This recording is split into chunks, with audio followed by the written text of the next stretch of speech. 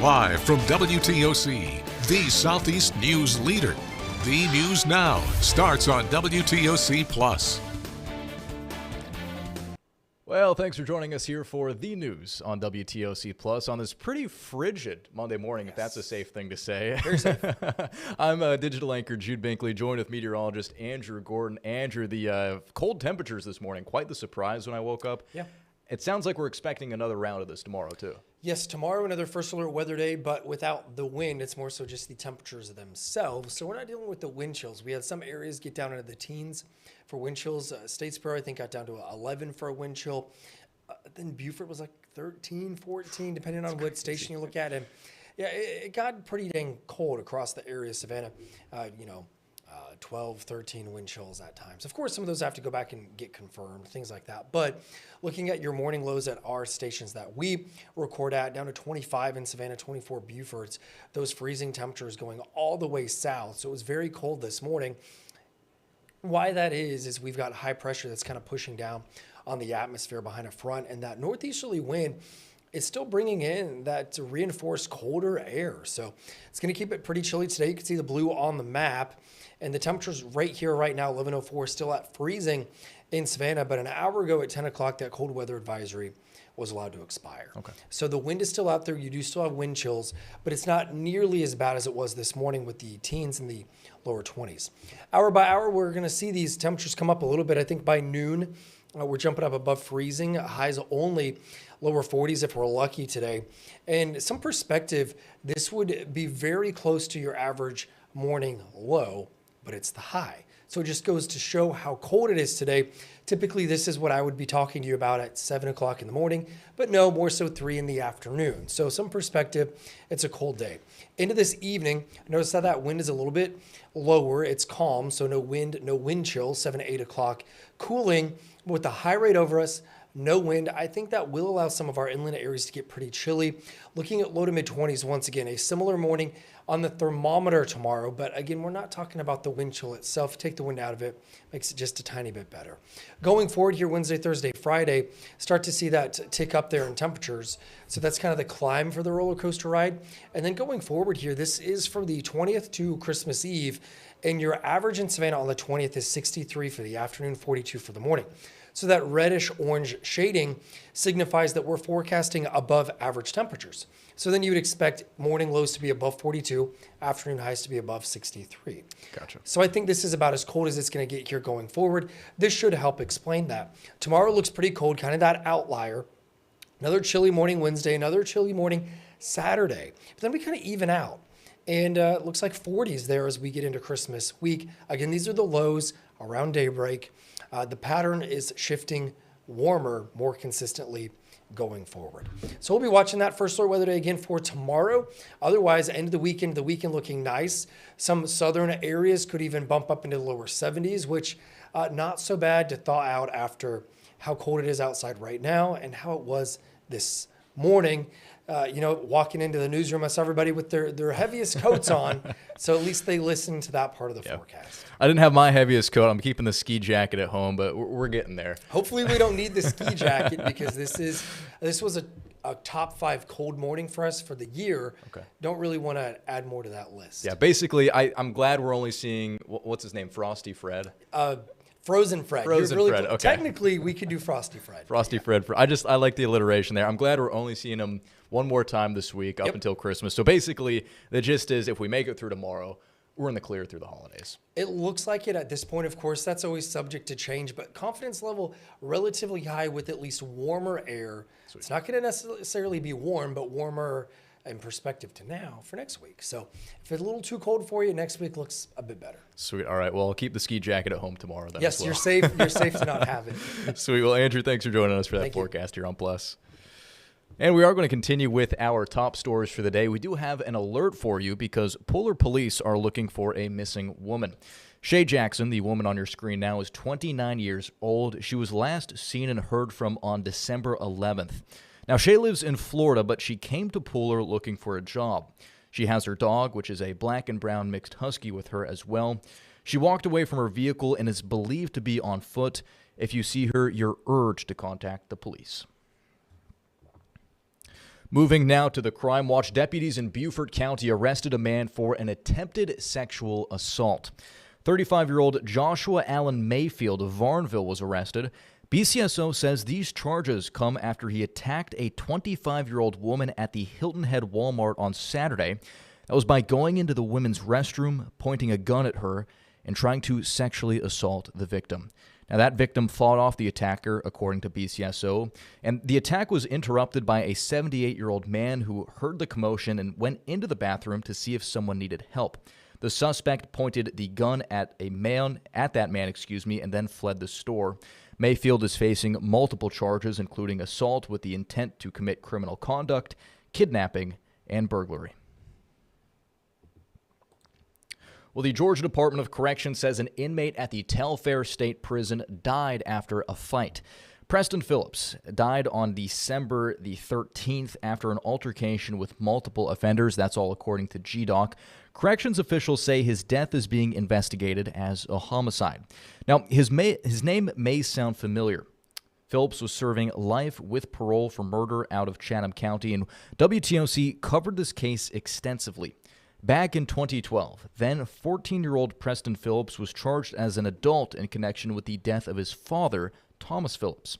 Preston pled guilty to malice murder and was sentenced to life in 2013. His mother was also charged with 4 counts of false statements and writings, 2 counts of tampering with evidence, and 2 counts of concealing a death. And WTOC is continuing to follow the tragic acid attack on a woman who was walking in Forsyth Park Wednesday evening. Now, Savannah police say they have spoken with 2 witnesses who were nearby at the time of the attack near the tennis courts. Now, this week we showed you a photo of a man police say they want to identify and speak with. Police say this person is not a suspect, but potentially a witness. SPD put out an enhanced photo of the same man, hoping someone can identify him.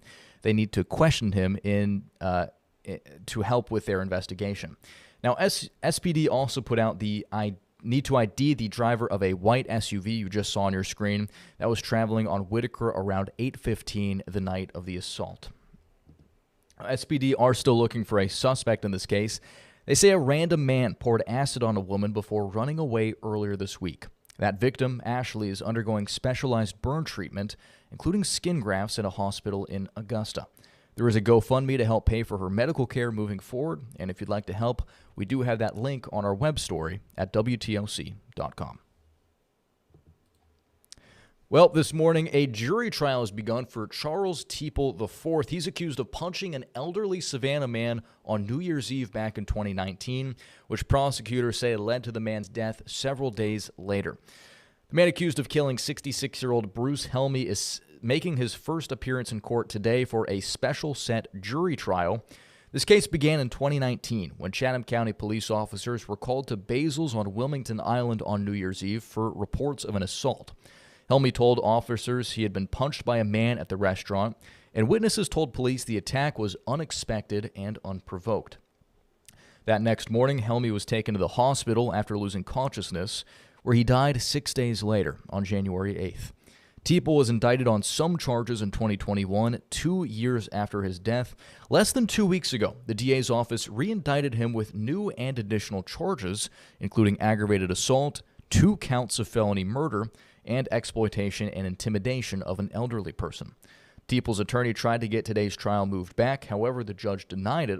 The case has been set for trial 5 times previously. However, the judge has said she is now finally moving it forward. We do have crews in the courtroom right now, and we'll bring you updates throughout the day. Turning now to international news, in Australia, authorities are sharing more about the deadly anti-Semitic terror attack that killed at least 15 people over the weekend. 2 shooters opened fire at a Hanukkah celebration on Bondi Beach in Sydney. CBS News' Bradley Blackburn is tracking the latest. The sound of gunfire cut through the air on Sydney's Bondi Beach Sunday, sending crowds running for cover. Authorities said more than 1,000 people were at the beach for an event called Hanukkah by the Sea. It's enough, just to feel Hanukkah. This video shows the moments before the attack as families celebrated. More than a dozen people were killed, including children, and dozens more were hospitalized. The victims' age ranges are from as young as 10 to 87. A devastating fact. Blood was soaking everywhere. I was holding little child. I don't know his name. He was screaming. He was lost. Authorities now say the two gunmen seen here firing from a bridge were a 50-year-old father and his 24-year-old son, identified as a Pakistani national based in Sydney. The older man was shot and killed by police. In Washington, President Trump addressed the attack. And that was an anti-Semitic attack, obviously. And I just want to pay my respects to everybody. In cities across the U.S., from Indianapolis to Houston to New York, the first night of Hanukkah was shadowed with grief. Evil is incomprehensible. As so many lit a light and honored the victims of an Australian tragedy. Bradley Blackburn, CBS News, New York. And as you just heard, Jewish communities all over the United States are grieving this attack, including the Jewish communities right here in Georgia. Mary Kate Hamilton with our sister station in Atlanta has more. In the face of grief, Jewish communities across Metro Atlanta gathered to celebrate the first night of Hanukkah last night, and even more events are scheduled for tonight. Part of the meaning of Hanukkah in the Jewish faith is literally light overcoming darkness. Even still, understandably, Jewish communities are taking extra precautions this holiday season. The Atlanta Jewish Foundation and the Jewish Federation of Greater Atlanta released a joint statement over the weekend that says their community security initiatives are on, quote, full alert, and that they're working with law enforcement partners. One rabbi we spoke with last night says all people should be free to worship without fear. Every person has to know, and Jew and non-Jew alike, whenever you have an opportunity to help that freedom, you should stand up for it, and you should stand up against hate, stand up against terror, stand up against evil, because it's not just for one denomination or one religion, it's for the entire world. We all deserve and are entitled to have that freedom to live the way we want to live. According to the Anti-Defamation League, anti-Semitic attacks were already on the rise in Australia before this horrible weekend. Reporting in Midtown, Mary Kate Hamilton, Atlanta News First. Well, we do have some breaking national news just into our newsroom. Rob and Michelle Reiner's son, Nick, was taken into custody and booked into a Los Angeles jail early this morning, according to inmate records. This all comes after Rob was found dead over the weekend. Director-actor Rob and his wife, again, they were found dead at their home in Los Angeles. That was according to a law enforcement official briefed on the investigation. Investigators believe they suffered stab wounds, according to that official, who could not publicly discuss details of the investigation. And he told all this information, I should say, to the Associated Press on the condition of anonymity. Nick Reiner, Rob Reiner's son, was booked on a $4 million bail. Representatives for Reiner's family did not immediately respond to a request for comment, and it wasn't immediately clear if Nick Reiner had an attorney who could speak on his behalf. Again, this is just into our newsroom. We will have the latest on this arrest and, of course, more about Reiner's death throughout the day and throughout this afternoon here on WTOC+. We are going to move now to health news, as 1 in 10 people with measles ends up in the hospital. That's all according to South Carolina state health officials. And with 126 cases now reported in South Carolina, doctors across the state are warning holiday travelers to make sure you're taking precautions. Since last Tuesday, South Carolina's Department of Public Health has confirmed 42 new measles cases in the upstate. Dr. Taras Nublek with Novant Health said he wants you to know the virus can stay airborne for 2 hours after someone leaves a room, and vaccination is the best way to protect yourself and your family. The measles vaccine is 93% effective after 1 dose. That's critical protection, especially for children who've made up most of these cases in South Carolina. Without the vaccine, measles hospitalizes 10% of residents. That means 1 in 10 people who get measles will need hospital care, and close contacts could be quarantined during the holidays. Since most of the cases are in upstate South Carolina, the worry may seem far away. However, traveling could bring measles closer than you think. Even things like holiday shopping, going to the mall, going to Walmart, going to things, you never know where you can get exposed, and people can transmit it 4 days prior to showing symptoms.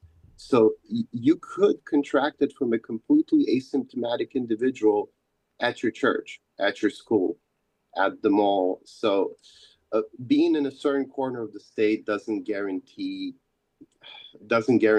protection. The measles vaccine, commonly given as the MMR vaccine, is available for free at most pharmacies and state health departments.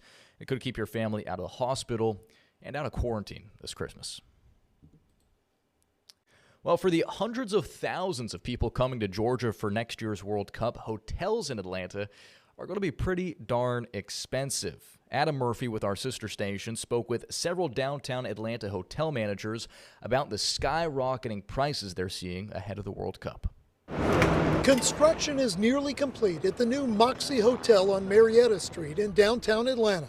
Management here will open up just in time for the FIFA World Cup. The rush is on, but in a safe way to be able to get everything ready as soon as possible, right? We want to be able to have service aspects completed and done in a way that we know that when it comes time for World Cup, we're ready to go and we can give you 100% amazing service. The general manager here said that a normal night might run you as low as $200, but during the World Cup, that rate could jump to as much as $1,500 for one night. For World Cup, obviously, that's going to go up, and I think it's going to go up everywhere in the city.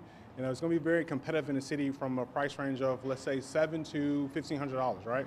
Anywhere you go. You can expect to pay anywhere from 300% to as much as 600% more a night during the World Cup, regardless of which hotel you choose. The GM of the new Hotel Phoenix next to Mercedes-Benz Stadium said it's what you call supply and demand. Atlanta being the global city that it is, and with the amount of events that it puts on, this is the place to be. So close to the Benz and State Farm and Georgia World Congress Center. We're right in the middle of everything. Soccer fans will have to shell out big bucks to be in the middle of the action, but higher prices won't keep people away. So if you're going to be here and you're going to be spending a lot more money, we understand that that's a crazy thing for some people, and we want to be able to add a ton of value to that by having different activities for you to do, different programming that will allow people to enjoy themselves. Adam Murphy, Atlanta News First. And finally, check this out. The International Longshoresmen Association Local 1414 held its annual Christmas giveaway where they handed out toys and gift cards to thousands of children. The ILA partnered with Gateway Terminals, Tyco Trucking Company, its international and district offices, as well as other partners, pooling resources to give back to the community. They gave out a wide range of toys, making sure there was something for every child. The president of the union says it's important to give back. Well, being in the shipping industry, we understand what has happened with the economy, which you're talking about the government shutdown, you're talking about the tariff taxes. These type of things tend to impact the community as a whole. When you're looking at decisions that are made, these decisions that are made are very impactful on people's lives and the economy.